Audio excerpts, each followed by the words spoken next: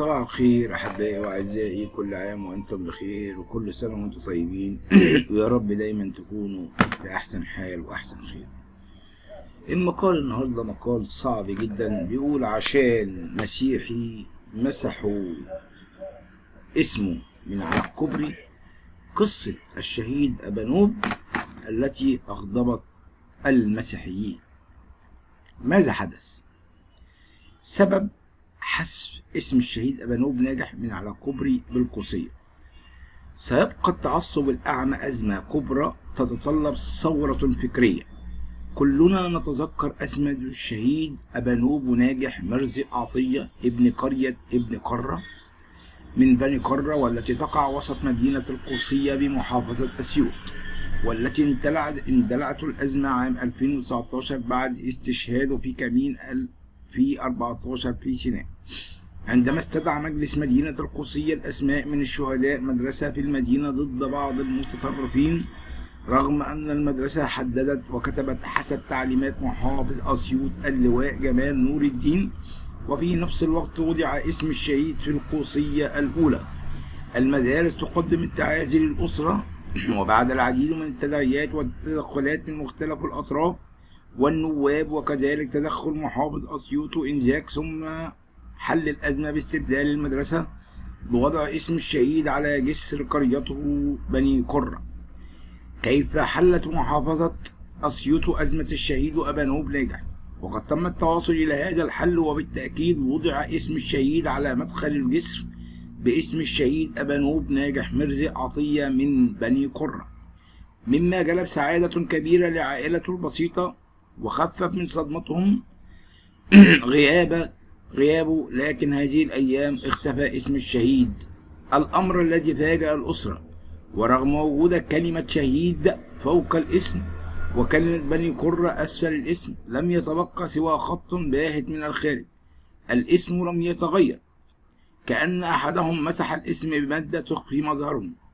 توجهت أسرة الشهيد على الفور إلى المجلس الوطني وطلبت منهم تحديث اللافتة بعد اختفاء الاسم، لكن المجلس طلب منهم تأخير حتى تم تجديد الجسر.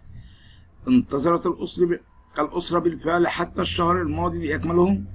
عادت الأسرة إلى ديوان الأحوال المدنية وأخبرتهم أنهم سيستبدلون اللافتات على نفقتهم الخاصة، لكنهم بحاجة إلى سيارة من ديوان الأحوال المدنية لرفع العلم الجديد لتجنب النزاعات مع الناس. لكن ديوان الأحوال المدنية رفضت الأسرة وقدمت العديد من الطلبات، وقالت إن لافتات جديدة معدة، لكنهم لم يجرؤوا على تعليقها بمفردهم خوفا من الاشتباكات العنيفة مع بعض المتعصبين. كما طلبت الأسرة التحقيق في أسباب وحجم أسمائهم مجرد شهداء، رغم أن كلمات جسر الشهداء واسم القرية لم تتغير بالنسبة لهم. وحتى الآن واصلت الأسرة محاولة تحديث الشعار بعد محو اسم الشهيد، لكن لجنة الشؤون المدنية ما زالت تجيب بعناد على طلب الأسرة، ولما لم يتم التحقيق في سبب اختفاء الاسم بحسب قوله الأسرة إذا كانت الشمس وهي السبب، كما قال أحدهم لماذا تركت الكلمات الأخرى كما هي؟ لذا يستمر التعصب الأعمى يطارد علم واسم الشهيد أبانوب الذي ضحى بحياته من أجل الوطن.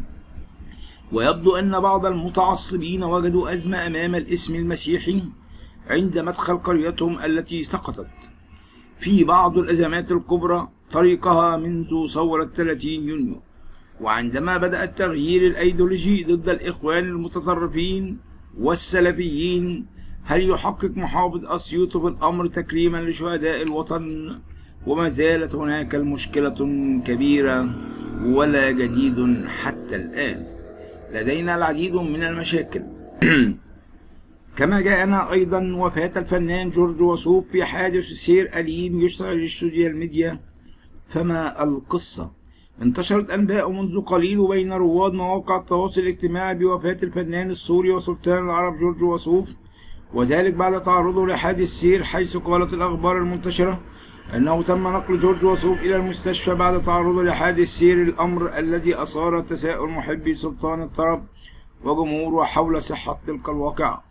وعلى الفور كشف مصدر مقرب من الفنان السوري الكبير جورج وسوف، وسوف ينفي هذه الأخبار تماما، وأن كل الأخبار المتداولة بشأن تعرض سلطان الطرب إلى حادث أليم أسفر عن وفاته عاري تماما من الصحة.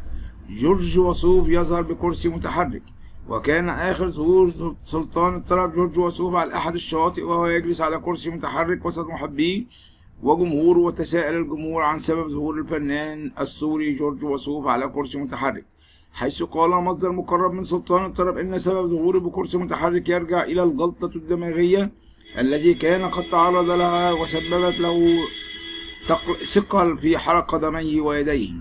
والجدير بالذكر أن الفنان السوري جورج وسوف كان قد رد على الشائعات التي تم تداولها على مواقع التواصل الاجتماعي تفيد بوفاته، حيث قال المطرب جورج وسوف: الحمد لله صحتي بخير وأنا لا أسمع ولا أهتم بالشائعات، ومن المقرر أن يحيي سلطان الطرب حفلا غنائيا في مصر بمدينة طابة. شكرا لكم وسعدت بلقائكم. صباح الخير أحبائي وأعزائي، كل عام وأنتم بخير. النهاردة هنتكلم، عندنا شوية مواضيع كبيرة وشيقة وقيمة وهو سر أو إشهار أو لغز إسلام الفتاة القبطية القاصر مريان خلف ومن وراء هذا الموضوع. الحقيقة كشف لنا عماد ويليام المهتم بقضايا خطف الفتيات والقبطيات عن لغز اختفاء الفتيات القبطية مريان خلف شحاتة من خلال صفحته الشخصية على موقع التواصل الاجتماعي، قائلا: إلى أمن المنيا لغز اختفاء مريان خلف من دير جبل الطير بالمنيا، هي صديقتها فداء محمد وهي من قرية السرايا بالمنيا، وقال: بنطالب الأمن بالقبض والتحقيق مع الفتاة فداء محمد وفورا، ونطالب برجوع الفتاة القاصر يا أمن المنيا قول لنا. وما زلنا بنقول: ابعدوا بناتكم عن الأصدقاء المختلفين عنكم، وسواء بنات أو ولد، لعدم حدوث مهازل. ويستمر مسلسل اختفاء القاصرات القبطيات بعد اختفاء القبطية القاصر مريان خلف شحاتة اللي بتبلغ من العمر 17 سنة و9 شهور، وزي ما قلنا هي مقيمة بقرية دير جبل الطير بسملوط محافظة المنيا، المتغيبة من مساء يوم الثلاث الماضي وحتى الآن لم تعود، ورغم وعود الأمن بإعادتها. لذلك نطالب الأمن بتنفيذ وعوده وإعادتها لأنها قاصر، ونصلي من أجل عودتها سالمة في أسرع وقت. ويذكر أن رواد مواقع التواصل الاجتماعي فيسبوك تداولوا صورتها وعلقوا عليها قائلين: عاجل حالة اختفاء جديدة مريان خلف شحاتة من جبل الطير وهي 17 سنة.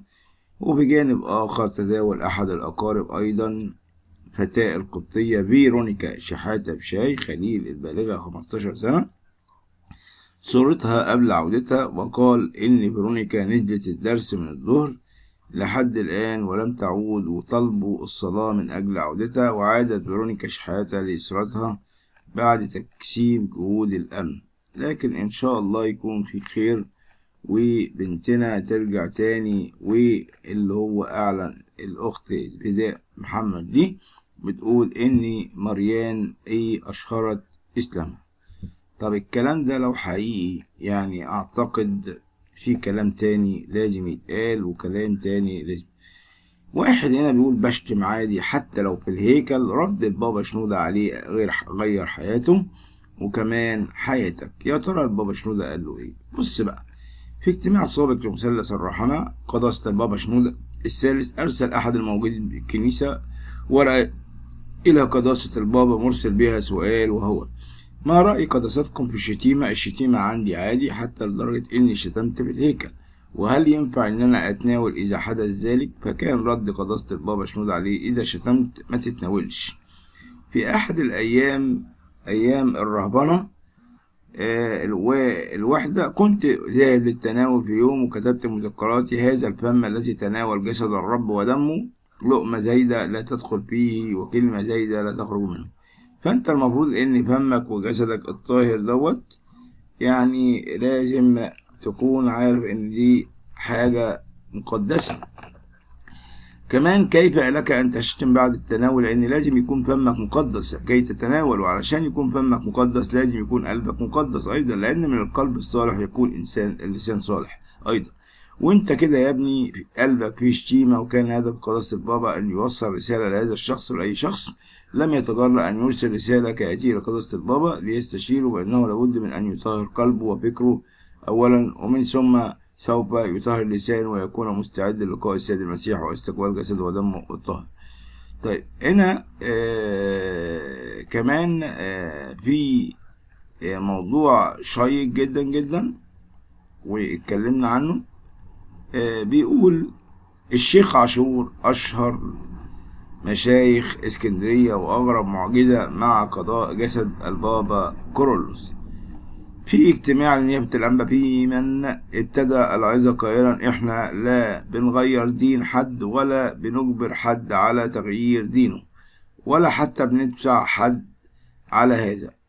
وقد بدأ الأنبا بيمن بهذه البداية لكي يروا لنا حدث هام حصل قديما. كان هناك صحفي اسمه محمد محمود قريطم ذهب للأنبا مينا واستأذنه وقالوا إنه في شيخ كبير أوي في اسكندرية، وهذا الشيخ كان عضو مجلس الشعب، وكان الشيخ يريد أن يزور الدير، وهذا الشيخ هو الشيخ عاشور. الشيخ عاشور كان شيخ لأشهر جامع في الإسكندرية، كان اسم الجامع جامع أبو العباس. فرحب الأنبا بيمن مينا بالزيارة، وذهب هذا الصحفي وحضر الشيخ معه، وعند دخول الشيخ الدير استقبله الأنبا مينا والأنبا رفائيل، وحدث مشادات بينهم على حد وصفه أبونا تنشأه، فكانوا الآباء مستغربين هل الشيخ فاكر إن الدير يريد أن يغير ديانة الصحفي محمد قريطم وعائلته؟ فلهذا يذهب الصحفي إلى الدير أم ماذا؟ فانسحب أبونا مينا من الشيخ والأنبا رفائيل، وظل أبونا رفائيل بمفرده أمام الشيخ، وكان في حيرة من أمره ولا يعرف ما هو سبب زيارة الشيخ وما الذي يدور بباله. فاقترح الأنبا رفائيل على الشيخ مشروبين، الأول كان شاي بالنعناع والآخر شاي بالعطر. فرد عليه الشيخ قائلا أنا لا أعرف ده ولا ده، أنا أعرف الشاي العادي. إيه الشاي اللي أنت بتتكلم ده؟ فرد أبونا رفائيل وقال له اللي بالنعناع ده للي عنده مغص بيخفف البطن، واللي بالعطر بيفتح الرئتين. فرد الشيخ وقال له هات اللي بالعطر وشربه مشي. بعدها رجع الشيخ قال أنا عايز أبونا رفائيل هو فين، وأرسلوا الأنبا رفائيل إن الشيخ عايزه. الأنبا رفائيل كان مستغرب جدا الشيخ عايزه بإيه، فرجع وقال له الشاي اللي أنت اديتوني ده شفاني، أنا كان عندي بروستاتا وخفيت، أنا عايز من الشاي والعشب ده. فاستغرب الأنبا رفائيل لأن العطر ليس من خواص شفاء البروستاتا، وإنما هي معجزة من معجزات البابا كورولوس جذب بها الشيخ ليه. ونشأت من بعدها صداقة قوية بين أبونا رفائيل والشيخ الذي يهابه الجميع، وداوم الشيخ على زيارة الدير كل شهر، ووقف عند جسد مريمينا ودخل إلى مزار البابا كورولوس، ورأى الشيخ شباب يأتون لدير مريمينا للخلوة، فقال الشيخ للآباء أنا عايز أعمل خلوة زي الشباب دول، لكن كل واحد يفضل على دينه، أنا ما عنديش تعصب ولكن أنا بحب المكان ده. وبعدها بدأ يدخل مزار البابا كورولوس وبدأ يوطي ويلم كل التراب المحيط بجسد البابا كورولوس في الأرض، وكان مداوم على الحركة دي كل مرة يجي يزور فيها الدير. فدخل أبونا رفائيل وقال له ما تتعبش نفسك يا شيخ عاشور، الوقت في الخدمة بينضفوا التراب ده. فرد الشيخ وقال له بينضفوه بإيه؟ فرد عليه أبونا وقال له بالمقشات. فبدأ صوت الشيخ يعلى جدا، وقال لأبونا رفائيل اللي جنب جسد البابا كورولوس ده يسف باللسان، يتسف باللسان. وأكمل الشيخ لما التراب بيده والاحتفاظ بيه. فالبابا كورولوس كان جاذبا جاذبية المغناطيس، وعندما حدثت مشاكل مع هذا الشيخ واتصل به الرهبان للاطمئنان عليه، رد عليهم الشيخ وقال لهم ادعوا لي عند جسد البابا كورولوس. شفاعة البابا كورولوس قوية عند كل الأشخاص مهما كانت ديانتهم، فلتكن شفاعته معنا آمين، وجميعا مع جميعكم أيضا. كمان في خبر آخر، خبر إياكم والنزول، الأرصاد تحذر هؤلاء من النزول وتعلن ما سيحدث خلال ساعات. كشفت الدكتورة إيمان شاكر مديرة مركز الاستشارة عن بعد بمكتب الأرصاد الجوية عن درجات الحرارة المتوقعة، موضحة أن اليوم هو آخر يوم في أمشير، وقد بدأنا بالفعل دخول الربيع، والطقس ليس له علاقة بالأشهر القبطية. وقالت إيمان شاكر في اتصال هاتفي مع الفتاة الربيع يبدأ في 21 مارس ويشتهر بالرياح الرملية الخمسينية.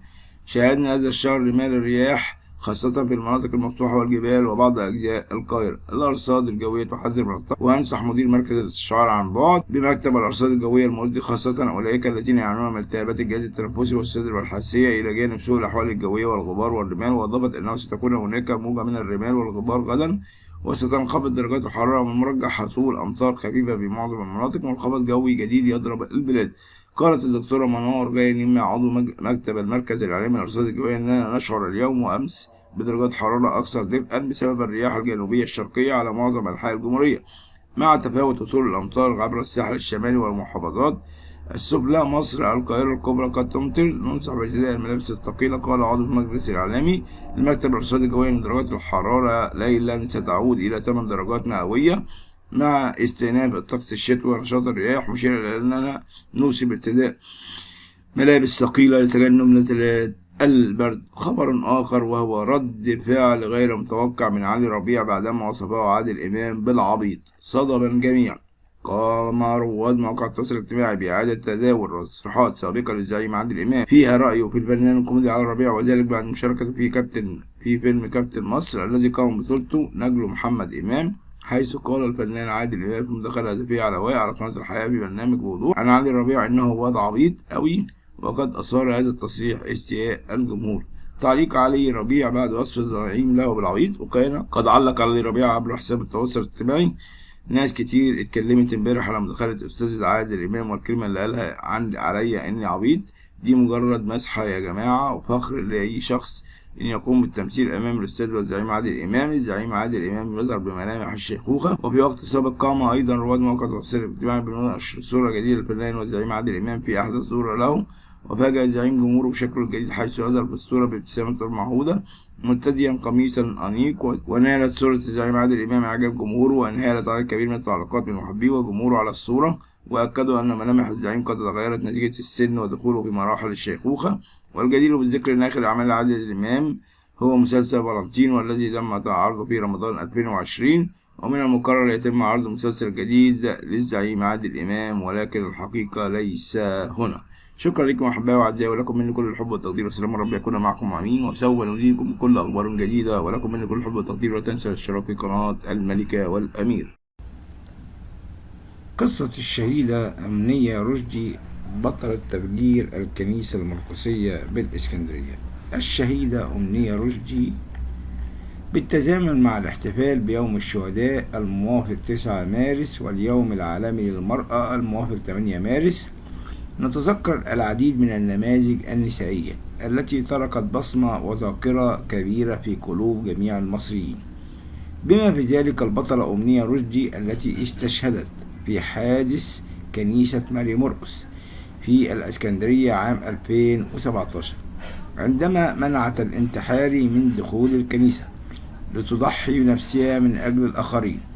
الشهيدة أمنية عروس الجنة التي استشهدت قبل زواجها ببضعة أيام، ولدت في 29 إبريل 1991 بزواجها في الجنة بين الشهداء وأعلى بيوت الجنة، شهيدة تفجير الكنيسة المرقسية. أكرم من تحب بكلام جميل وأجمل الأعمال، أرواحنا خلقت لفترة من الزمن وسترحل، ابتسم وانسى، هذا عالم لا فردوس. هذا آخر ما كتبته الشهيدة على صفحتها عبر مواقع التواصل الاجتماعي فيسبوك قبل استشهادها. وقالت والدة الشهيد لا في تصريحات لها إن ابنتها ذات الوجه السعيد يحبها جميع الأقارب والأصدقاء، مضيفا كانت مثل الملاك. تفاصيل الحادث الإرهابي. وقالت وزارة الداخلية المصرية أن الانتحاري الذي نفذ تفجير كنيسة ماري مرقس بالإسكندرية والذي وقع بالتزامن مع تفجير كنيسة ماري جرجس بطنطا هو محمود حسن مبارك عبد الله من محافظة السويس، مولود سنة 86 في قنا.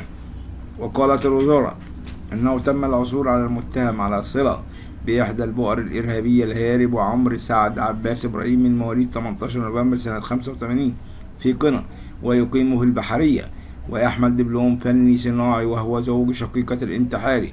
وشكلت عدة مجموعات يلتزم أعضاؤها بالأفكار المتطرفة، إضافة إلى أدانة البعض منهم للطريقة الانتحارية التي تستهدف مكونات الدولة ومنشآتها وأجهزتها الأمنية. ودور على العبادة المسيحية. رحم الله هذه الشهيدة الجميلة، رحمها من كل سوء، رحمها الله، وتكون في جناته وتكون في الفردوس مع النعيم. شكرا لكم أحبائي وأعزائي، وسوف نؤدي لكم كل ما هو جديد وجديد.